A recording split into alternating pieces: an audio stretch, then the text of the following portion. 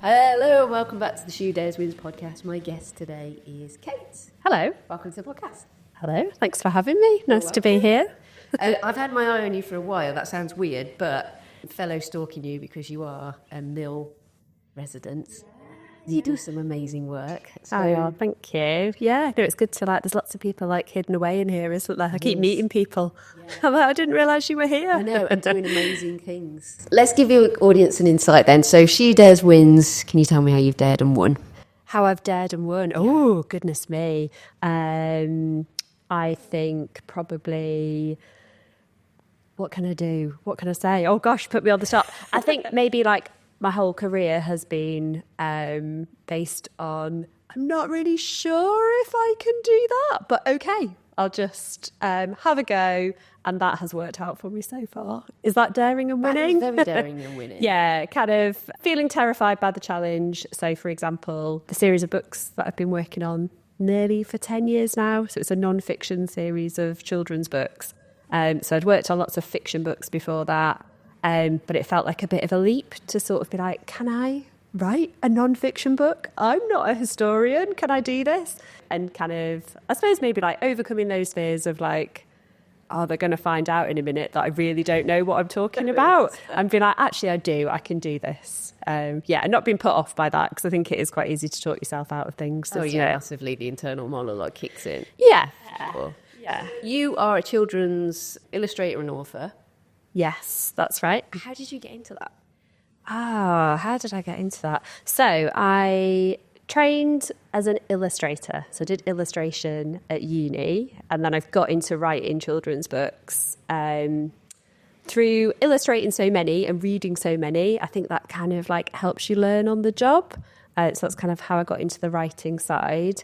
And then how did I get into the illustration? I think as a kid, just really loved comics, really loved the Beano. Oh. But so Dennis the Menace and the Bash Street Kids. So I used to make my own comics, and I had my own comic strip based on the Bash Street Kids. There were silly street kids, and I used to did loads of editions of it in black felt tip pen. My mum still got them in a Safeway carrier bag in the loft. Safeway, that's yeah. But when I was a kid, I think a lot of schools now, they'll have a visiting author or illustrator to come in and talk about children's books. I don't think I didn't make the connection that, I like reading this comic. Some of my favourite children's books were Fungus the Bogeyman by Raymond Briggs, who did The Snowman. Oh, so it's right, a really sort of comic strip book. But I don't think I made the connection. Somebody's made this book. This is a job that you can do. I just knew that I loved drawing. And was fortunate to kind of go to uni at a time where it wasn't the same level of financial risk as it is now. So just kind of knew that I loved drawing, kind of went off to do illustration, and then learned a bit more about it there. And one of my tutors was a children's book illustrator, and that was a real I want to do that. And I remember looking at a Lauren Child book. So this was 20 years ago. So she did Charlie and Lola, that's been on CBBC for years, and she did loads of other books. But her picture books, I looked at them, and they were really kind of naively drawn, really playful. And she uses, it was the first time I'd seen the type be part of the illustration. So if there was a page about falling into a storybook, the type swirled round and you had to move the book to read it. Oh, cool. It was just really playful and felt really different. And I just thought, I want to do that. How do I do that?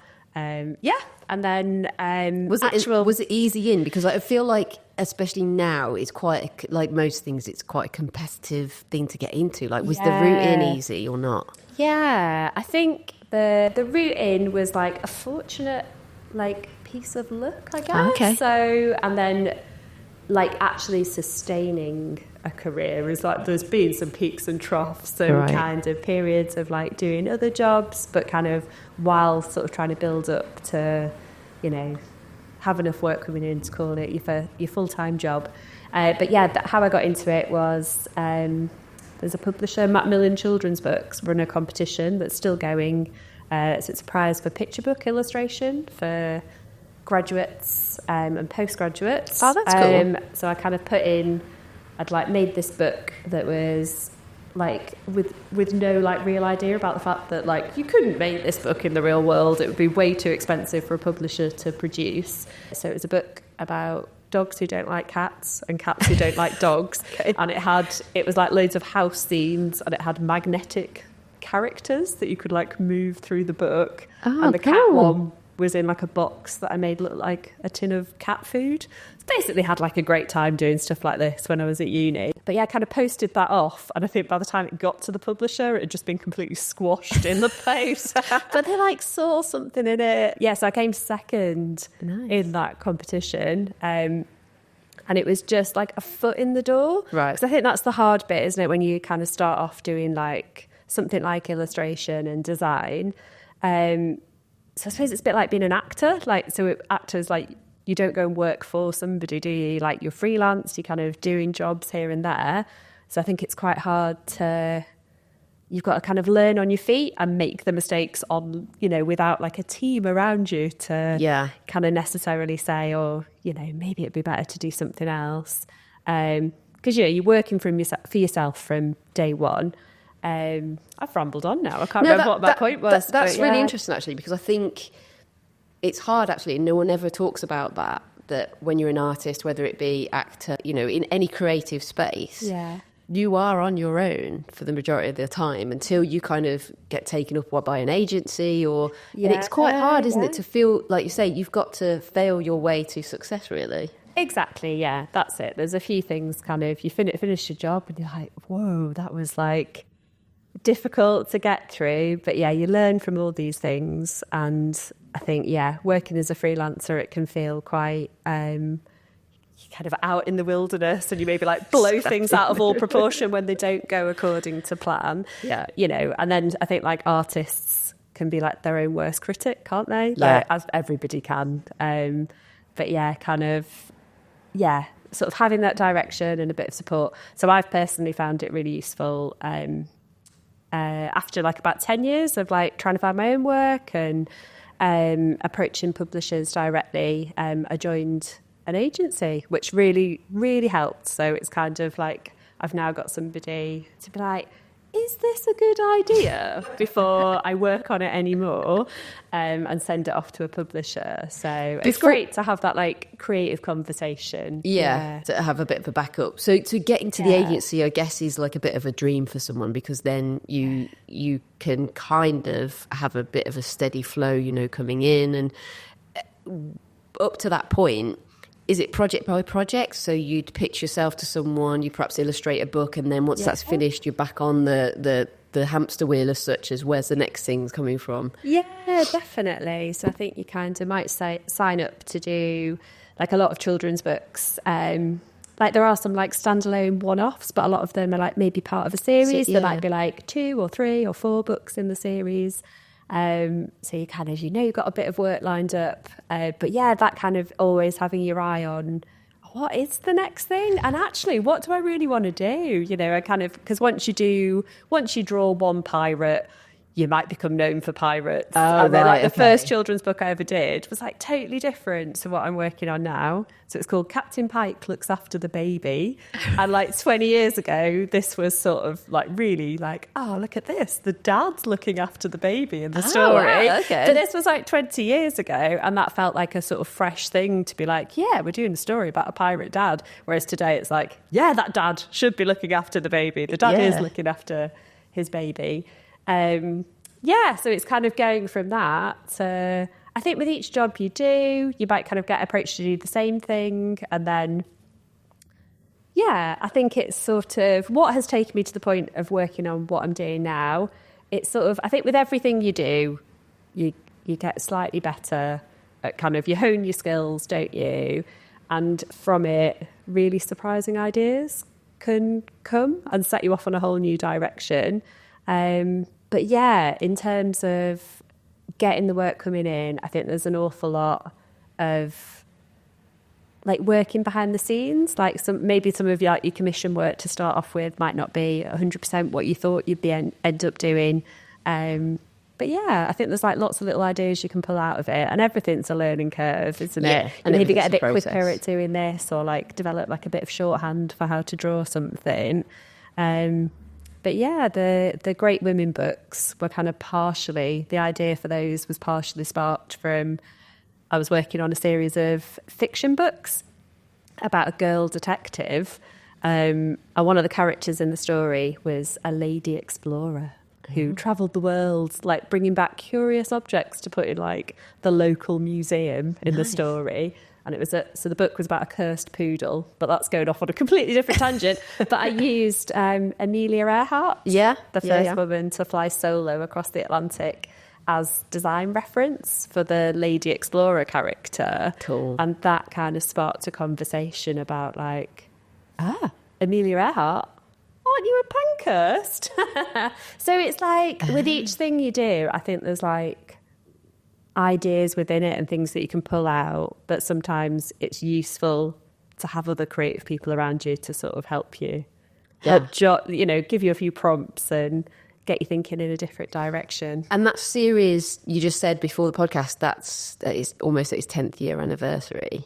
Yeah, that's right. So that's been like a bit of a whirlwind. I can't believe so 2026 will be 10 years since the first book came out. So that was your first non-fiction book. So I'd done sort of illustrated for other authors, done like lots of chapter books and stuff about like really varied things, like a little bit different to what I'm working on now. There was one about like the world's biggest bogey, and it was about like a boy who broke disgusting world records. I did like a series about a girl detective, which was the first series that I'd ever written.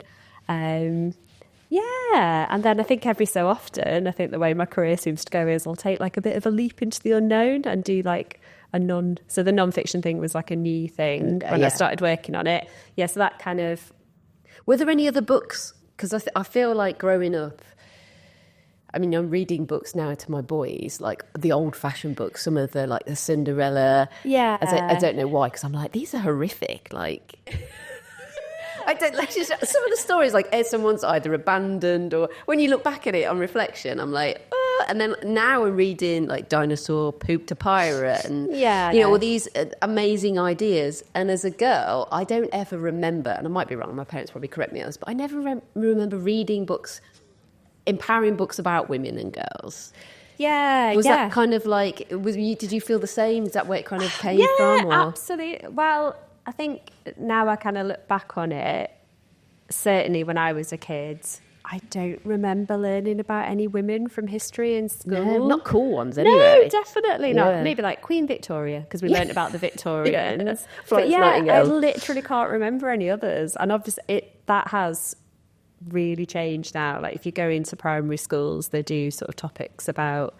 famous people from history, and it will be like a really diverse selection of like women from history, and a lot of kids when you go into primary schools now, I think over the last 10 years definitely I've noticed, because I do go and visit schools a lot and talk about my books, about reading for pleasure, you'll say like, oh, has anybody heard of a famous woman from history with the surname Pankhurst?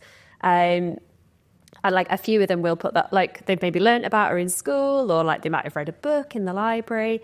But yeah, when I first started working on the series, it kind of like the idea for it like sparked from a few different directions. So as I said about the Amelia Earhart drawing, the little doodle that I did, and I was like, right, done that, that's in a book, what's the next thing?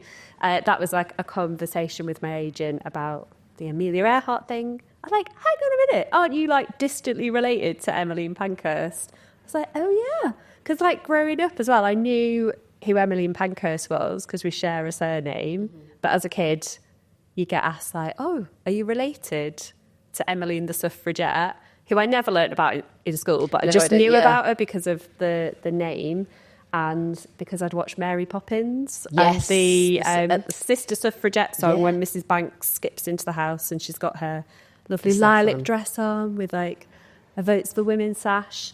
So I kind of thought, I was like, oh, that would be really cool. Like I can sort of see how Amelia Earhart's page could look in the book. So it could be about a journey, and she could be like flying across the Atlantic and telling us about what she did. And I was like, Emily Pankhurst's page could be like an Edwardian style newspaper. That kind of gave me the idea that each page in the book would be like a different snapshot in history, and I'd use a different visual device to tell their story.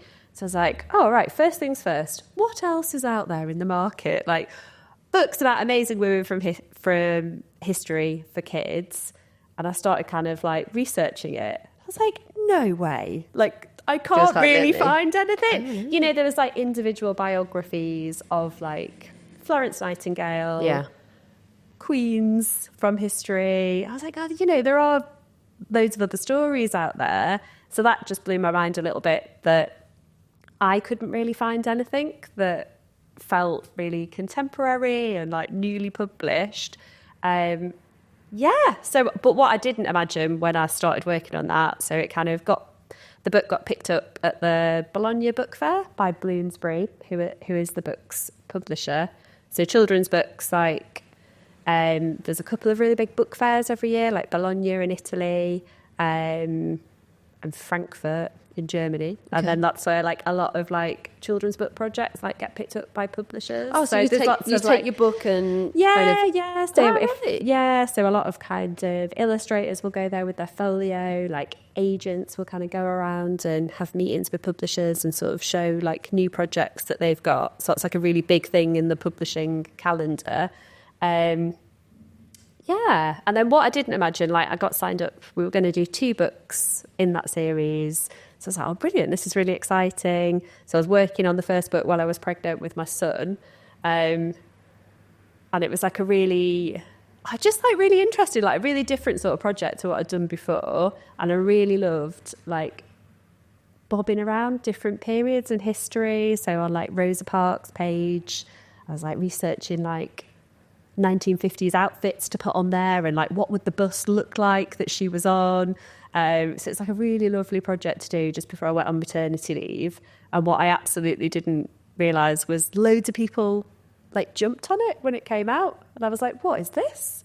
Like, so it kind because of there's never been anything like it before. That's it. So it came out around the same time as Goodnight Stories for Rebel Girls, which was a kind of real big. I remember this dark book with. It's a bit more a bit older. So it's like kind of an illustration on one side, and then like the story about the woman on the other. Whereas mine are a bit more like picture booky, like short sort of paragraphs, and for like a younger readership. But I think those 2 books, like they just so happened to come out around the same time, and I think it was just maybe like a bit of zeitgeist, a bit of like right time, right place.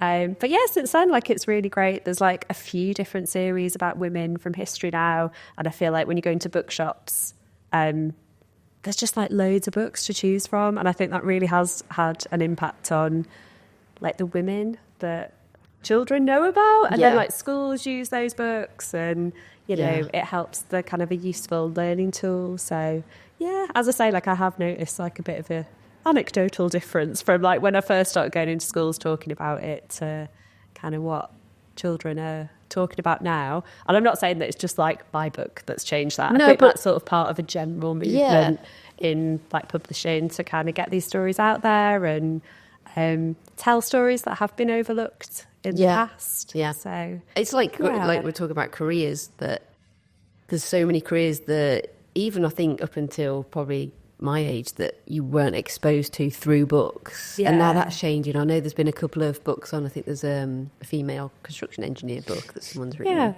and it's like, it's just cool, isn't it? Like you want to see stories about women who are filmmakers, and then these little girls that are reading them can be like, oh, this is available for me to do, and it's not just princesses and pink, and I think that's quite. And I love that illustrations changed as well, like.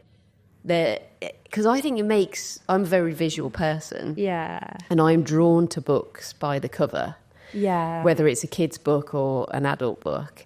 And I think, I don't know, like with kids' book, they're just so fun. In fact, I feel like adults' books, why can't we just delve into that? I bought Archie Harry Potter, the second one, this weekend at a bookstore in Haworth. and it was really expensive. But I could have bought a £4 Asda Harry Potter. But I bought this one because it's so beautifully illustrated, and there's maps. Is it and the fully illustrated version, the Jim Kay one? It's it's this thick. They're lovely, but it's an experience, and I'm like, oh, why don't these books exist for adults? And I know I'm like, I get to read it to him, but there's the fun that's, you know, I know the story is what gets you, but actually, I just love pictures. I'm like, illustration. Absolutely, that's it. And those like beautiful kind of gifty books are just something you want to treasure, aren't they? Yeah. Like something really special and a bit different. And I think add a bit of like, like you say, you can like pop down to Asda and like pick up a copy. Yeah. And like, you know, I think there is like a better range of kids' books like in supermarkets, and it's great that they're accessible and you can buy them there. Yeah. But yeah, there are some like real hidden gems, aren't there? Yeah. And like I do read books for grown-ups, but I read a lot of kids' books. I think just like the whole kind of like hopeful message that you get in there, like not kind of, and like distilling a lot of like really kind of complicated themes for a younger audience. Yeah. I think adults, like we can totally get so much out of them as well. So maybe that's the next step. There's a really good book which I can't remember the precise title of. It's something like Why You Should Read Children's Books Even Though You Are a Great Big Grown Up. And that is not the title. But you can Google it afterwards, but it's by Catherine Rundle, who's like a really amazing author, but she's written this sort of book for adults about how incredible all the offerings that children's books have for you, and like why they're brilliant to read as an adult and as a child. So, I probably get more enjoyment these days. I don't get to read as much, and I think I love that special time at night where I sit down with both of them and just read a kid's book. And it's you just have a your full favourites, stop to your day, isn't it? Really Yeah. like nice, chilled out thing to do together. Yeah. And like a lovely thing to share, I think. Yeah, I think reading time is, it's so, and it's about exciting kids. Unfortunately, the books that they have for school, which are like the bands, are really dull. I mean, I know they're probably for phonics or whatever, but I'm just like, they need a bit of an overhaul. But it's just I know. I'm in this like the thick of this as well. I've got a 4-year-old and an 8-year-old, so the kind of. I bet you're really going, what? You come home with books from school, you're like, oh gosh, not this one again. But that kind of like 3-letter word kind of progressing to like more difficult words. So that's tricky, but it's wonderful. I've just got to the point with my son who's 8 where like reading is tricky. It's been like a bit of like a difficult road to get here, but it's literally just like clicked with him. Oh, nice. And he's like coming home with chapter books and he's like, hang on a minute, I can't do that. I just need to finish this page. And like just be really pleased with himself that he's on page 176. So it's lovely. And then kind of for him to kind of have got to the point where the technical bit of like reading and like, you know, sounding out the words has got to the point where he can do it quick enough that he gets the humour in a sentence. Nice. And he's there like laughing to himself and it's enjoyable. That's great. So it's like, I have a whole shelf of books that I can recommend for you now. And that's been a bit of an eye-opener, really, kind of like holding a hand with a child going through that process. I think that's really useful for when I'm thinking about doing things in a book. You've and got more like insight sort of now just into thinking, it is actually quite complicated. Let's just pull a few things out, because I am very much like dump it all on a page and then sort of edit it out afterwards, and with the help of like an amazing designer and editor that I work with. It's a bit of a process, but And your books, so those series, is it those series that got made into a show? Yeah, the Fantastically Great Women books. I got like an email, just like a nice like out of the blue email, like after the books had been out for a couple of years, from a theatre company who were called Kenny Wax. And they were like, we really like your book. We could see this as like a stage show. We were thinking a musical. So it was like a real like pinch me. And I kind of was like, that sounds really cool. And I went for a meeting with them. And we were like, it's in the West End. They've got an office in the West End. What's this all about? So they have done a really amazing musical called Six that's about like which people may have heard of, like a pop musical about the wives of Henry VIII. Yeah. So I think they were like, oh, you know, we could see this like being something different, but like with similar like themes for about women from history and the challenges that they've had to overcome and how that is still really relevant today, but for a younger audience. So it's like a real sort of dream. They were sort of saying like who was involved with it. So the songs for the musical were written by Miranda Cooper, who has written the hits, all the Girls Aloud hits, like Sound of the Underground. Really? So I was like, are you kidding me? This is hilarious. Just kept being like sent stuff. So I had a really lovely conversation at the start of the process with the show's director, Amy Hodge. So she and Chris Bush, the writer, got together to sort of put together ideas for what was going to be in the show. And Amy asked me, like, what is the most important thing to you about the book? Like, what is it that we can't possibly leave out? And I was like, do you know what? My favourite page, and for me, like the most important page in the Changed the World, Fantastically Great Women Who Changed the World, there's a page at the back called The Gallery of Greatness. And it's all the women that are in the book. And they're just giving the reader like a one-liner bit of advice about how they can change the world. Because I didn't want it to be like a book that's just, it's about, wow, these amazing women did these amazing things. It's just trying to kind of pull their stories a bit apart a little bit for children so they could see, oh, you know, these women were children too. There was stuff they liked doing when they were kids, and it maybe like led them on this path to the amazing thing that they did in history. But also to see that, you know, there's like learning that you can take from that story. There's like little things you could do every day with your talents to kind of like make the world a bit of a better place and kind of make the most of the things that you're good at. So that was, for me, was like the most important page. And then Amy, the play is set in the Gallery of Greatness, which is like a bit of a shut down room in a museum. So there's like a lead character called Jade in the musical version, and she goes on a school trip and kind of gets a bit lost and ends up in the Gallery of Greatness, and that's cool. Like the vehicle that takes you into like meeting all the women from history. So it's just like really cool to like go and see it and be like, there's the Gallery of Greatness. And then to see what other people's creativity, like they've read the book, they've learned, you know, they know about the stories of these women from history, and to see like the different directions they went off on, because it is like the fantastically great women as you never expected to see them. So like Emily Pankhurst is in like a sort of military style sequined outfit with, you know, like a military style hat on, and she does a rap. Like a Deeds Not Word rap. And like Mary Seacole. Oh, so the other thing I didn't realise, so there's Mary Seacole, Mary Anning. Mary Seacole, the Crimean War nurse who was like set up her own hospital around the same time as like Florence Nightingale was working in the Crimea. So Mary Seacole, Mary Anning, who was a paleontologist in the 1700s.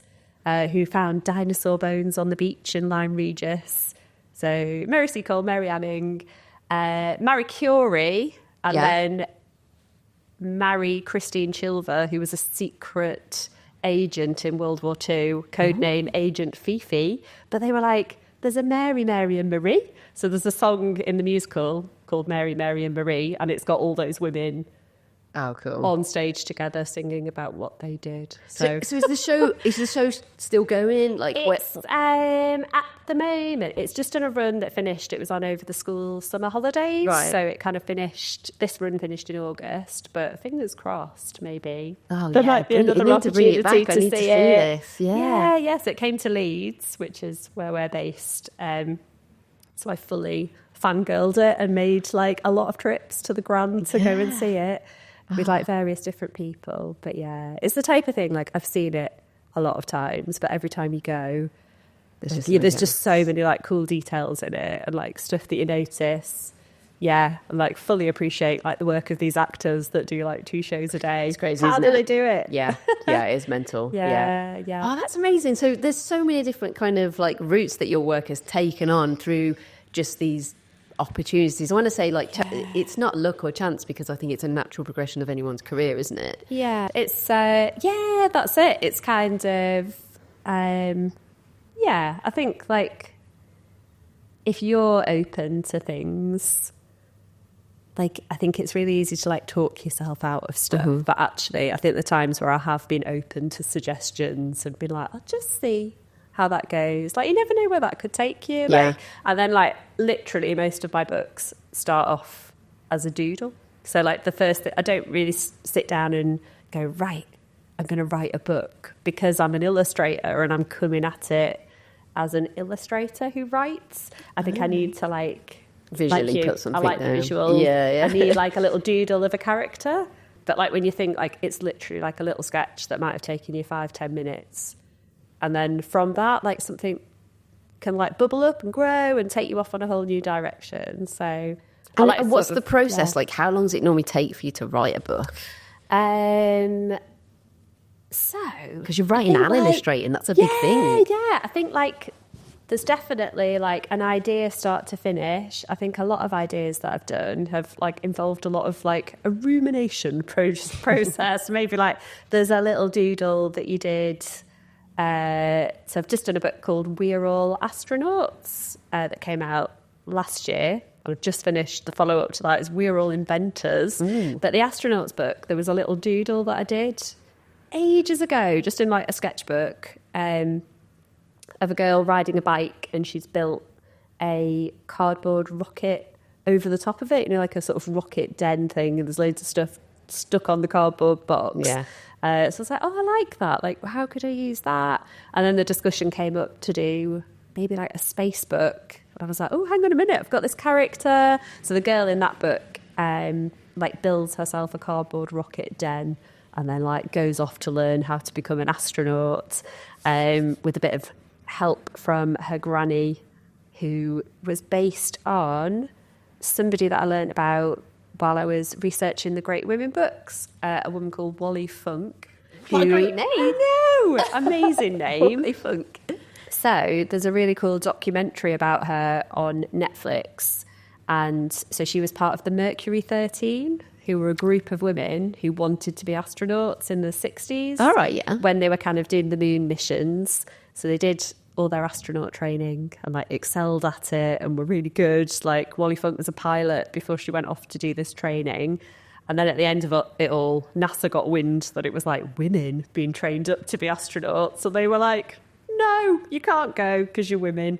And then like other astronauts said some like pretty bad things about women going into space. So the mission got scrapped and they never got to go. But I learned about her and I was like, I really want to put her in a Fantastically Great Women book. And she did make it into space. Like she never stopped. She never gave up. So she kept talking about this injustice of what had happened to the Mercury 13.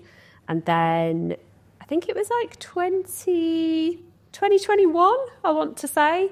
Like she went up with Blue Origin and like did a space flight and became the world's oldest woman, aged 82, to go into space. So it's like a really lovely story. Yeah. But anyway, I've gone off on a tangent, but the granny in We're All Astronauts was based on her. And then there's a little note at the back of the book. So I think now I've worked on the Great Women books, I feel like every other project that I look at, I'm like, yeah, but what were the women behind that? Like, I feel like I still, I feel like there's so many stories. There's probably loads of hopefully won't run out of inspiration to keep finding new ways to tell those stories. I don't think so. Like, I think with like, I go deep on research on the internet to try and find, women that are dead and won. And unfortunately, I can't bring a lot of them back from the dead, but I think maybe I should focus one episode on past because there are so many incredible ones. But even last week, my guest, which the episode should be out now for this, as yours is going to be behind that, with Mandy, who was one of the first women to go through the fighter pilot series become, and they basically had to change she kept failing one of the tests. Yeah. And when they looked into it, they were like, oh, the reason why you're failing is because it's a test built for men. So you'd have never have won. Yeah. But it was only through her doing it that they realised this. And then after her and a few others, there was, it then got opened up to many more women. Yeah. And I'm like, this is only going back, like, I think 25 years. I know. It's such terrifyingly recent history that, like, a lot of stuff was still... So I've just done a book Fantastically Great Women sports stars and their stories. So I was writing about Marta Vieira da Silva, who's a Brazilian female footballer, greatest female footballer of all time, some people say. So she scored like the most goals at World Cups and played at the most World Cups, like outright, like men and women players. So she's played at the most World Cups, and I think if that stat still stands, that's scored incredible. the most goals, which I can't remember the stat off the top of my head, but you could look it up. But yeah, learning about her and women's football. So women's professional football in this country was still banned by the FA until the 70s. Yeah. Like really recent history. And that was because there was a football game, it might have been in the 1920s. I can't remember all the stats, because you learn so much when you do a book, and then when you put it down, they sort of drift away as all the new ones come in for the book that you're working on now. But yeah, there was a women's football game that loads of people came to see, and I think the FA got a bit worried about it, and you weren't allowed to set up a professional women's football team until after the 70s. But yeah, in Brazil, I think it was even later. So like Marta grew up playing football with the boys, but not allowed to actually, but like really had to like travel around, and travelled on a bus for 3 days on her own, age 14, to go and try out for a women's football team in like a different area of Brazil. That's so cool. Yeah, so like nut stuff, and then so interesting to go into schools and be like, guys, do you realise this was like the 1970s? Feels like a long time ago to you, but that's like not that long ago.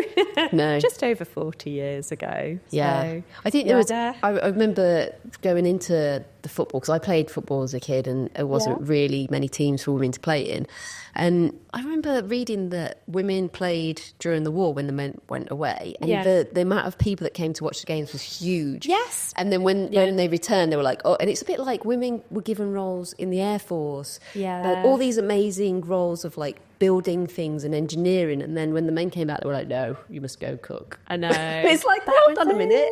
Well, that was when women finally got the vote in this country. It was after World War One. I think they've sort of conceded that, like women were sort of holding the fort for a while, weren't they? And, maybe we should really give them the vote. That's another one. Yeah. Don't get me into politics. I'm like, well, if there were more women leaders, we actually probably wouldn't be bothered to get a war, because we can't. That's just absolutely, like, it might just be a little bit of a nicer place. Sensible decisions made, I feel. Yeah. So there's a politics. I don't know how interesting that's going to be for kids, but I do think the exposure of amazing women's stories is so influential for the next generation. Yeah. And I think with social media and social media pressures, there's nothing better than curling up with a book and giving that your undivided attention, and you get to get into the brains of the little ones, where I think it really counts. It's lovely to think. Like, a lot of parents have said, like,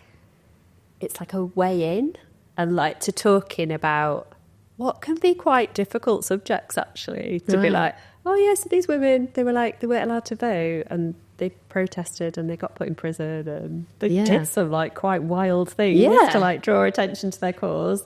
Or, like talking about the civil rights movement and Rosa Parks and like Marie Curie and like what she had to do to study to be a scientist. But they said it's like just like a way in to, like, it's a bed, you might read a page a night, but then it opens up a discussion, and you're like, oh, I just have to Google that and find out what happens to her next. And and I do really think those influences that you have when you're young, they like sow a seed, don't they? Yeah. And then they kind of change your ideas of what's okay, what's not okay, and like hopefully like help you look at the world in like a more positive way. Like, definitely want kind of the positives out of these stories.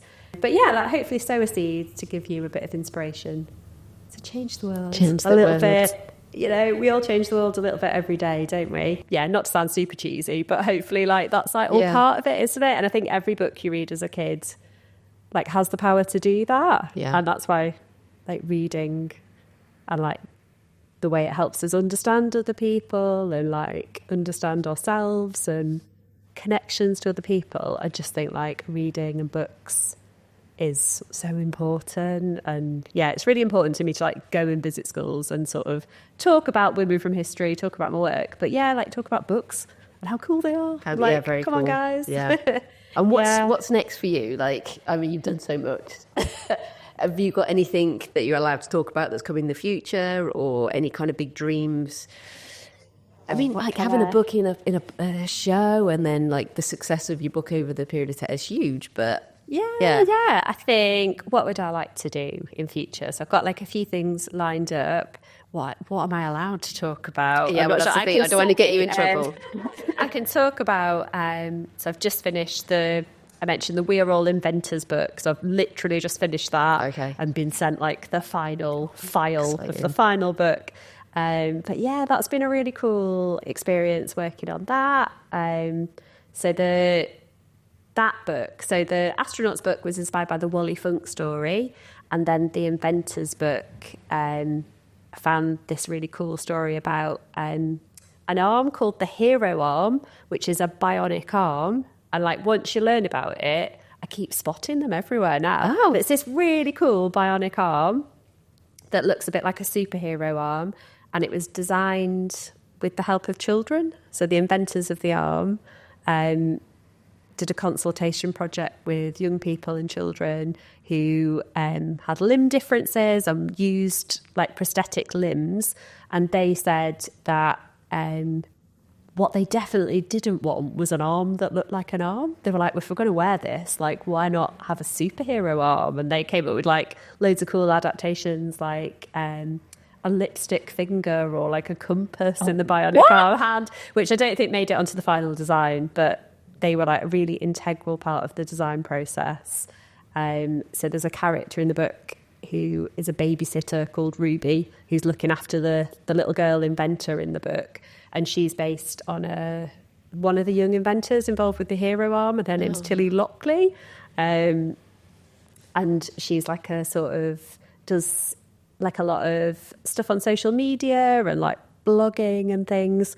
But yeah, she's been like a real advocate for hero arm, and she wears them. And yeah, so it's like, cool. I really love like reading about these stories and like sort of seeing like what ideas they can spark, and yeah, different ways into making a children's book. So yeah, that's out next year. I can talk about that because I finished it now. Okay, that's cool. We won't get you into any trouble. Well, listen, I definitely think you've dared and won. I think your story's incredible. I love the fact that you get to ignite passion in, young girls and boys for, amazing women that have been. And I'm excited to see where things go, and keep up the awesome work. Oh, yeah. You too. Thank you very much. You're welcome. I've got a little something for you.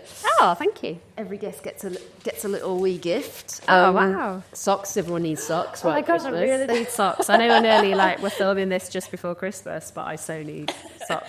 I might get some socks for Christmas. Thank you very much. So my logo is like the faceless woman. I feel like, because you're in it was really important to me to have. I mean, I've got an inspiration of I love cowgirl era of kind of like badass like cowgirls. Yeah. Western I don't think exists enough. Yeah. And then with the logo, and they were like, okay, where do you want to take this? And I was like, well, I want the bandana is because she can be anyone. She can be represented by anyone. Yeah. So that's what's on the socks with the little checkered. And then obviously the name She Dares Win States. I know, I've been admiring your T-shirt, so you definitely. I feel very excited. I've got a T-shirt. Yeah, Thank you. Thanks for coming, Liz.